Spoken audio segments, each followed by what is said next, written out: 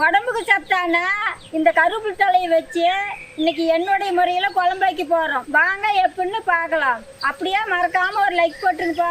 கருவேப்பிலை தலையும் மிளகு நல்லா வறுத்து எடுத்துக்கலாம்பா. கருவேப்பிலை மிளகு அனல் கம்மியா வச்சு நல்லா வறுத்து எடுத்துக்கலாம்பா.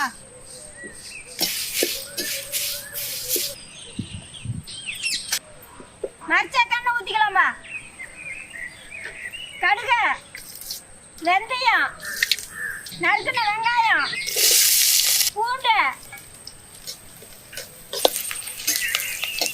தக்காளி,